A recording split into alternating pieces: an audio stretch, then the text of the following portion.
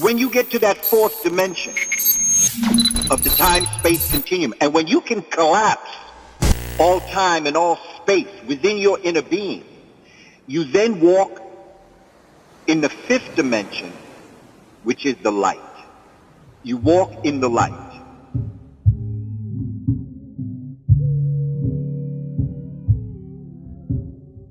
Justice is a bald eagle with sharp claws ripping away the soul of man. Real justice will not come from a courtroom in America. It will not come from a judge dressed in black, sitting on a bench. It will not come from 12 jurors rendering a verdict. These people are not going to take it any longer. We got the war to win.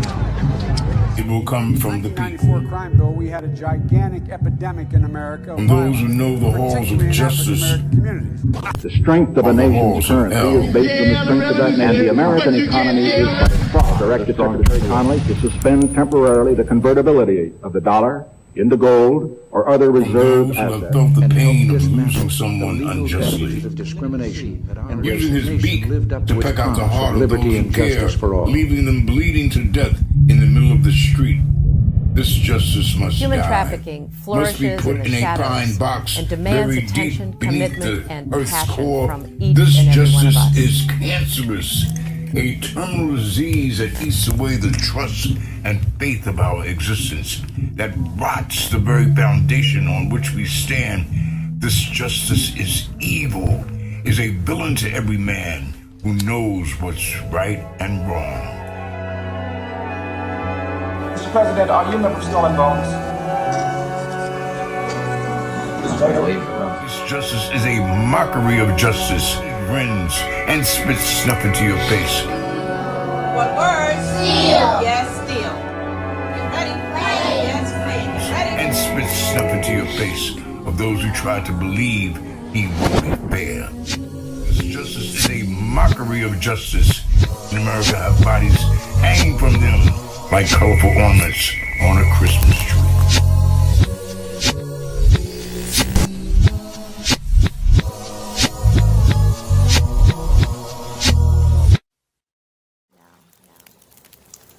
The soles of your feet engage the earth. This is grounding. This is first.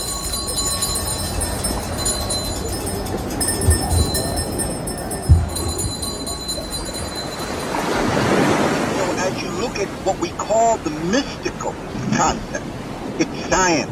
And that's what our ancestors came to understand. And that's really, Brother Daniel, what I'd like your generation to get a sense of. Spirituality is unseen science. And science is seen spirituality.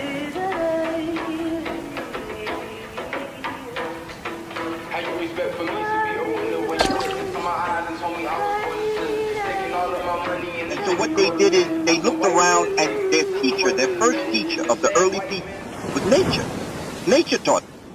And out of these lessons that nature taught them, they noticed that falcons and hawks had very keen eyes. They noticed that birds had keen eyes. And so they took the creator-given gift of eyesight, transformed it into insight, and they put the head of the bird on top of a human body. And they saw that as representing a human being that had keen insight. They did not worship the bird itself. They worshiped the creator-given gift. They noticed another bird, an owl. Wasn't the smartest bird in the world, but the owl has the ability to, it's nocturnal, nighttime, it can see in the dark. So our ancestors saw that, well, I'd like that attribute. To be able to see in the dark means that you can see truth in untruth. They noticed that the owl could turn its head around almost completely 360 degrees.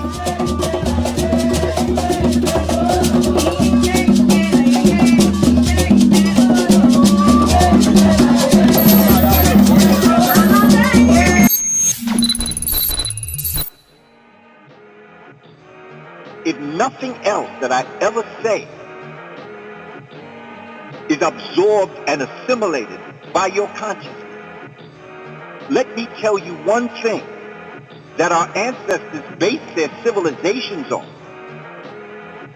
In every aspect of their understanding. And I'm going to tell you this, We're not preparing our children for the future in our educational system. We're creating situations where we're making money on educating them. College has its importance, but what children are learning in college, I taught it for 14 years, is a waste of their time.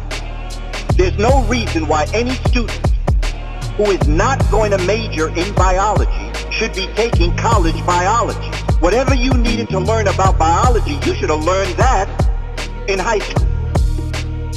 Physics, algebra. There's another way you can apply these sciences and these other physical sciences to the educational system, but in college, they ought to be apprenticing with the master teachers in their area of focus and concentration. We're wasting their time, but we're making money. When I say we, I mean the society. Because it's big business buying all them books for college. But let me tell you this, the future wealth of the world, the kind of wealth that there's no heir at the end of your name to tell you how rich you are. There's gonna be no millionaire. There's gonna be no billionaire, no trillionaire. There's no way you're gonna be able to measure your wealth because it will so abound.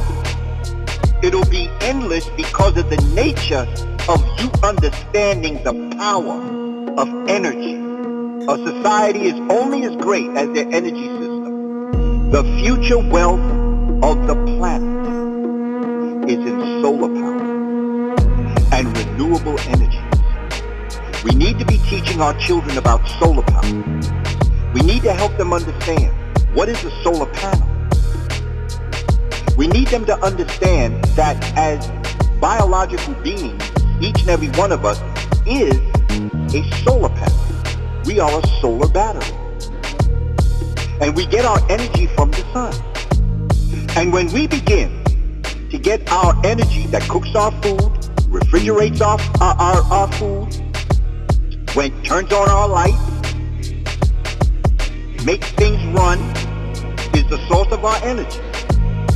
When the sun becomes that source of energy instead of fossil fuels, instead of natural gases, because we're going to have to get up off the earth now. She's had just about enough. Gaia, the living earth, has had just about enough.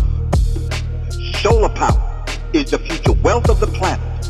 And I am not surprised at all that Rwanda, see, the reason why Rwanda is the fastest growing economy is because we have not shared the information with other of our brothers and sisters in tropical climates. Because the reason why Rwanda is so wealthy, no matter how you look at it, it's all going to trace back to energy. And when we get that understanding, we'll also understand one thing as it relates to solar power. Isn't it interesting that every place on the earth where the sun shines the brightest brings light, heat, and sound energy to the earth? Isn't it interesting that every place where the sun shines the brightest, the people are the most melanated? It's like the Creator put wealth in our backyard, said, run with it. I'm giving you the future. Teach our children solar power. It's the future wealth of the planet. And when we understand this, and we master what's called nuclear fusion, we will once again rule the world.